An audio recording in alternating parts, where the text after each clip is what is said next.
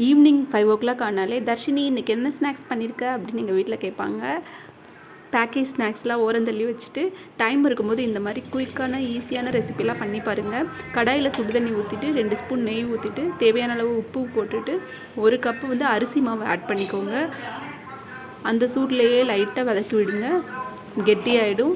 அதுக்கப்புறம் இறக்கி வச்சுட்டு இந்த இதமான சூடு இருக்கும் போதே பால் கொழுக்கட்டைக்கு எப்படி சின்ன சின்ன பால்ஸாக செய்வீங்க அந்த மாதிரி பால் மாதிரி செஞ்சு வச்சுட்டு இந்த மாதிரி பண்ணி வச்சுக்கோங்க. அதுக்கப்புறம் இட்லி கொப்பரையில் தண்ணி ஊற்றி கொதித்ததும் நம்ம செஞ்சு வச்ச பால்ஸை வந்து அதில் போட்டு வேக விடுங்க. 5 நிமிஷம் தான் உங்களுக்கு டைம் ஆகும். ஒரு 5-6 நிமிஷம் தான் ஆகும் வேகிறதுக்கு. நீங்கள் செக் பண்ணி பார்த்துக்கோங்க.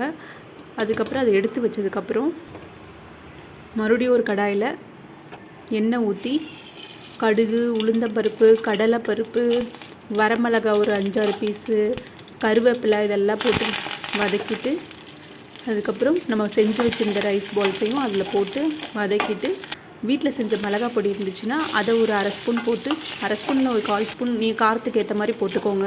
காரம் அதிகமாக சாப்பிட மாட்டிங்கன்னா கொஞ்சம் போட்டால் போதும். போட்டு வதக்கிட்டு இறக்கி வச்சிங்கன்னா உங்களுக்கு ஈவினிங் ஸ்நாக்ஸ் ரெடி. குழந்தைங்களுக்கு இந்த மாதிரி செஞ்சு கொடுத்தா அவங்க விரும்பி சாப்பிடுவாங்க. பேக்கேஜ்டு பிஸ்கெட்டு, மிக்சரு, சேவு அந்த மாதிரி கொடுக்குற பதிலாக வீட்டில் செஞ்சு கொடுங்க. தேங்க்யூ.